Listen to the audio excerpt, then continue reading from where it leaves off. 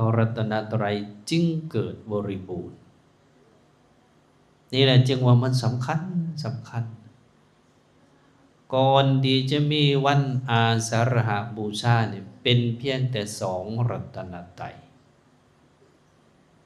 นี่พอเกิดวันอาสาฬหบูชาพุทธเจ้าเขาได้โปรดปัญจวัคคีย์แล้วเกิดสังฆรัตนตรัยหรือว่าพระสงฆ์นี่พระรัตนตรัยเขาก็สมบูรณ์เป็นอย่างที่ว่าสังฆรัตนตรัยนี่จึงสำคัญในทางพุทธศาสนาสังฆรัตนะนี่ยอดนอกจากว่าสื่อถึงพระสงฆ์แล้วก็สื่อถึงความสามัคคีอีกอันหนึ่ง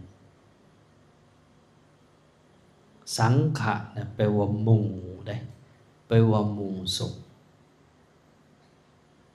พระพุทธเจ้าเฮานี่นะออกตนญาติโยมเฮาสิเก่งปานใดก็ตามเหาะเหินเดินอากาศดำดินบินบนจิตแตกสารเสียวสารธรรมถือว่าเป็นยอดของยอดก็ว่าได้แต่ถ้ามีแต่เพิ่นองค์เดียวนะก็บ่สามารถที่จะเผยแผ่ธรรมให้กว้างไกลนี่บ่สามารถที่จะเผยแผ่ธรรมให้กว้างไกลแล้วก็รวดเร็วทันใจไววานะยากนี่แหละอาศัยหยังบัดนี้มันจึงกว้างไกลไวนะเป็นการเผยแผ่ธรรมไปได้ไวนะอาศัยสังขะอาศัยสังขรัตนตรัยนี่อาศัยสังขรัตนะ นี่อาศัยหมู่พระสงฆ์ผู้ใดไปเฮียนในอันนั้นไปเฮียนในพุทธประวัตินี่ในพรรษานี่หลังจากแล้ววันอาสาฬหบูชาเนาะพระพุทธเจ้าเอาเพิ่นแสดงธรรมจักกับปวัตตนสูตรในมื้อนี้แล้วก็มื้อต่อไปเพิ่นก็แสดงอนัตตลักขณสูตรนี่แสดงอนัตตลักขณสูตรจบปัญจวัคคีย์ทั้งห้านะเป็นพระอรหันต์เบิ่งดูนี่เป็นพระอรหันต์ทั้งเบิดนี่พระสงฆ์เกิดได้นะต่อมาอีกก็มียะสะกุลบุตรนั่นก็มาได้ฟังธรรมแล้วก็บวชแล้วก็หมู่ของยัชชะหมู่ของหมู่ยัชชะเขามาบวชนำกันร่วมแล้วพระอรหันต์ในพรรษานั้น60 องค์รวมทั้งพระพุทธเจ้าเป็น61 องค์นี่พระพุทธเจ้าเพิ่นเห็นความสำคัญของพระสงฆ์อยู่หม่องนี้ว่าเห็นอะไรเนาะพระพุทธศาสนาจึงจะแผ่ไปได้ไวออกพรรษาปุ๊บนี่สั่งเลยได้ประพฤติปฏิบัติธรรมอยู่เนี่ยสั่งเลยสั่งว่าทานทั้งหลายตอนนี้พวกทานเป็นผู้พ้นแล้วจากแห้วถ้าว่าบวงญาติถ้าเฮาบ่เข้าใจว่าแห้วซะแห้วแห้วผูกแห้วมัดแห้วดึงแห้วจองพวกเฮาทั้งหลายเนี่ยเป็นผู้พ้นแล้วจากแห้วทั้งที่เป็นของทิพย์ทั้งที่เป็นของมนุษย์นี่พ้นแล้วเป็นผู้สิ้นอาสวะทานทั้งหลายจงเที่ยวไปนี่บอกนะทานทั้งหลายจงเที่ยวไปจะมีดอกในนั้นมันจะมีในพระไตรปิฎกในต้นนี่มันก็จะกล่าวไว้ว่าจรถะภิกขเวจาริกังพหุสนะสุขายะพหุสนะหิตายะ โลกานุกัมปายะเทวมนุษย์สานังนี่ท่านทั้งหลายจงเที่ยวไปเพื่อประโยชน์แก่คนหมู่มากเพื่ออนุเคราะห์แก่คนหมู่มากเพื่อประโยชน์แก่โลกและเทวดาแล้วก็ห้ามไปมองละ2 องค์นะให้ไปเดียวให้ไปองค์เดียวกูมือนี่เฮาน่ะโอ้ยถ้าว่าโตไปจำพรรษาอยู่พุ่นเนาะองค์เดียวบ่ไปได้ต้องไป2 องค์มันจังมีโมแต่ในองค์ท่านพุทธเจ้าสร้างให้ไปองค์เดียวคิดแล้วพุทธเจ้าเฮานี่คือความสำคัญของพระสงฆ์นี่จริงเฮ็ดให้พุทธศาสนาเฮาแผ่ไปได้ไวพระพุทธเจ้าเพิ่นหลังจากสั่งภิกขุที่เป็นอรหันต์ทั้งหมด60 องค์นะไปสู่ที่ต่างๆเพื่อเผยแผ่ที่ต่างๆเพิ่นก็เดินทางไปแคว้นมคธไปโปรดพระเจ้าพิมพิสารมาเพิ่นก็ไปกันในพระพุทธเจ้าต่างคนต่างไปผู้หนึ่งขึ้นเหนือผู้หนึ่งลงใต้ผู้หนึ่งไปทิศตะวันออกทิศตะวันตกภิกขุ60 องค์นะนี่แหละคือความสำคัญของพระสงฆ์นี่ก็เลยอยากเยื่องให้พวกเขานี่ เห็นความสำคัญของวันอาสาฬหบูชาในนามว่าเป็นวันที่สังฆรัตนะเกิดและมีความสำคัญอันหนึ่งของสังฆรัตนะนี่คือบ่งบอกถึงกำลังของพระศาสนาบ่งบอกถึงความสามัคคีในโลกมนุษย์นี่ก็คือกันในโลกมนุษย์ในสังคมก็คือกันพวกเราทั้งหลายเนี่ยคนส่วนใหญ่มักเป็นวันแมนโช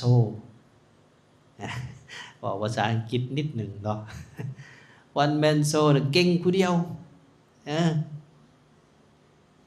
เก่งผู้เดียวเพิ่นน่ะอยู่เฮือนอยู่ซ่านคือกันถ้าเฮาก็อย่าเก่งผู้เดียวหลาย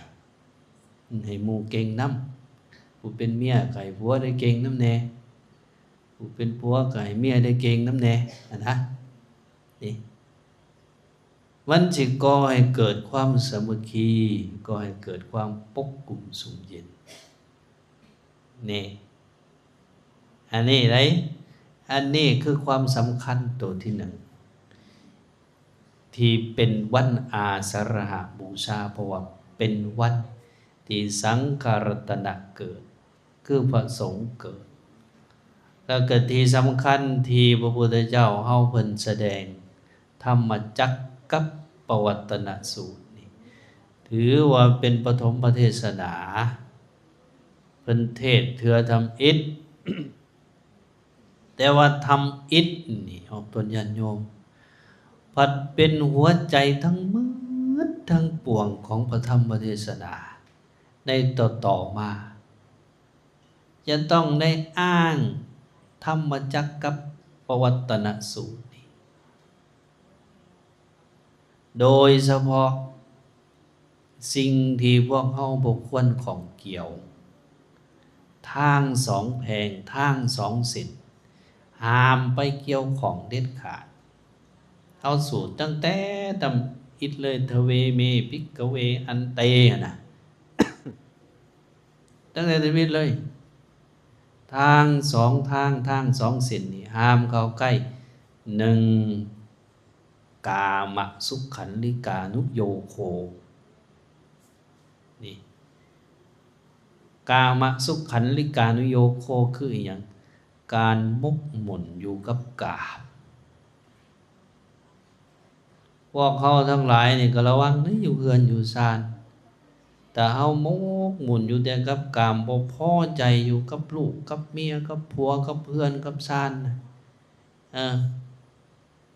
แต่ผู้สาวก็บ่พอใจอยู่แต่กับผู้บ่าวตัวเองเห็นผู้ใหม่ก็งามไปหน้าเรื่อยพอใจไปหน้าเรื่อยอันตรายหรือลิ้นกินฟุ่มเฟือยนี่คือกามสุขันลิกานุโยโค เป็นผู้ที่ลิ้นกินฟุ่มเฟือยเป็นผู้ที่ใส่ใจบ่ได้คำนึงถึงหยังนี่พระพุทธเจ้าว่าเป็นพวกอัตเป็นพวกกามสุขันลิกานุโยโคเฮาต้องตัดสิ่งนี้ออกอีกทางที่หามเกี่ยวของคืออะไรยังอัตตกิลมัฏฐานุโยโคการทรมานตนเองให้ลำบากซื่อๆลำบากล่านี่ตัวนี้ก็ระวังเหตุนี้ยังก็คำนึงถึงด้วยเหตุด้วยผลด้วยเหตุด้วยผลให้มันถึกมันต้องโมเมนต์ทรมานตัวเองซื่อๆนี่บางคนนี่ก็โอ้ยบ้ากับงานแต่ได้เอาจริงเอาจังกับงานจนบ่ได้กินข้าวกินน้ำกลายเป็นโรคกระเพาะก็มีบางคนน่ะนี่ระวังเลยตัวนี้เป็นอัตตกิลมัฏฐานุโยโกนี่บางคนก็กัดกลุ่มในหัวจิตหัวใจโอ้ยทรมานปุกอังสังขยากินข้าวบ่ได้นอนบ่หลับกลายเป็นโรคาพยาธินี่ละอัตตกิลมัฏฐานุโยโคนี่แล้วเฮาสิย่างตามทางอีหยังบัดนี้ย่างตามมัชฌิมาปฏิปทาที่เพิ่นว่าเพิ่นบอกไว้ทางสายกลางบ่ตึงเกินบ่ย้อนเกินให้เป็นผู้กลางๆนี่บ่เดือดร้อนผู้อื่นบ่เดือดร้อนตนเองนั่นล่ะคือทางสายกลางถ้าว่าเป็นขอเป็นองค์ประกอบไปก็ไล่ไปตั้งแต่สัมมาทิฏฐิสัมมาสังกัปปะสัมมาวาจาสัมมากัมมันตาสัมมาอาชีวะสัมมาวายามะสัมมาสติสัมมาสมาธิถ้าสิอธิบายเป็นข้อให้ละเอียดก็บ่มีเวลาพอแต่ให้เฮาได้ตั้งสติไว้ให้จื้อไว้ว่าชีวิตนี้ควรจะอยู่ในทางสายกลางจื้อไว้คำว่ากลางอีหยังก็ตามฮักก็อย่าฮักพิลึกพิโลแฮงสั่งก็อย่าสั่งพิลึกพิโลแฮงเอาเป็นกลางๆไว้จะเฮ็ดให้เฮานั้นเป็นผู้มีความสุขที่เฮาเป็นทุกข์อยู่คุมื้อนี่บ่แม่นแนวอื่นใดย้อนเฮามันโพดถ้าฮักก็ฮักโพดสั่งก็สั่งโพดนี่อยากก็อยากโพดนะอยากก็อยากโพดฮักก็ฮักโพดสั่งก็สั่งโพดเฮ็ดเวียกก็เฮ็ดโพดบางเทื่อก็แม่นแต่พวกพ่อพวกแม่น่ะพวกอาตมาไปประชุมอู้ยตั้งแต่บางเทื่อตั้งแต่บ่ายหนึ่งจนฮอด7 โมงแลงจักเพิ่นล้มกันพี่จักก็เนี่ยคิดไปคิดมาบางเทื่อฮู้จน7 โมงแลงจนค่ำพากันไปประชุมมันก็โอ้ยหวานซะดอกนี่ ให้มันกลางๆไว้ตัวนี้ยึดทางสายกลางไว้ฉันอาหารก็คือกันเห็นบอกอาตมามักถามอยู่ตลอดเอากินข้าวนี่กินให้อิ่มหรือกินเท่าใดนี่ในหลักของพุทธศาสนาน่ะให้กินพออยู่ได้กินพอประมาณบ่ให้ท้องมันตึงแห้งบ่ให้มันอิ่มแห้งนะนี่อันนี้ก็เป็นหลักการอันหนึ่งในบทธรรมจักกัปปวัตตนสูตรเพิ่นบอกทางอย่างให้พวกเขานี่เฮ็ดจังใดเฮาจะมีความสุขอยู่ในโลกอยู่ในสังคมอยู่ในครอบครัวเรือนศาลให้พากันย่างตามทางสายกลางเด้อบ่ให้ฮักโพดบ่ให้สั่งโพดบ่ให้อยากโพด ไอ้แนวที่มันเกินนะเปิ้นจนเว้าเป็นภาษิตว่าอัตติโลโภหิปาปโคความโลภโพดเป็นบาปโดยแท้อยากร้ายก็บ่ดีสร้างร้ายก็บ่ดีอดร้ายก็บ่ดีนี่ต้องคำนึงถึงตัวนี้อันนี้ล่ะคือสิ่งที่มันเกิดขึ้นในวันอาสาฬหบูชาพวกพ่อพวกแม่เฮาจือเป็นสองประเด็นไว้ว่าวันอาสาฬหบูชานี่เป็นวันที่เกิดขึ้นของสังฆรัตนะคือเป็นวันเกิดของพระสงฆ์นะนี่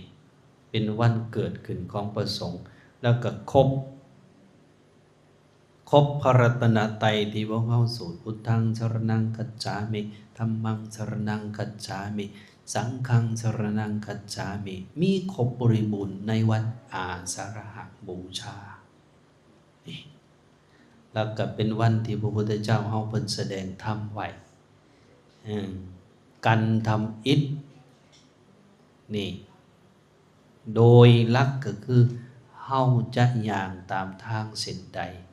จึงจะเฮ็ดให้เฮามีความสุขบ่เดือดบ่ร้อนตัวนี้เด้อฝากไว้ในวันอาสาฬหบูชาเอาละเนาะท้ายที่สุดอาตมาภาพกล่าวสิ่งละอันพันละน้อยก็สมควรแก่เวลา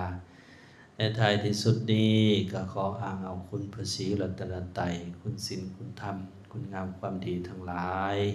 จงมาปกป้องคุ้มครองศรัทธาญาติโยมลูกหลานเจริญพ่อแม่ครูบาอาจารย์ให้อยู่ดีมีแรงสุขภาพเข้มแข็งหายทุกข์หายโศกหายโรคหายภัยสมความมุ่งมั่นปรารถนาในสิ่งที่สอบประกอบด้วยธรรมกันเปิดทุกผู้ทุกคนทุกอาจทุกองค์ด้วยเทิน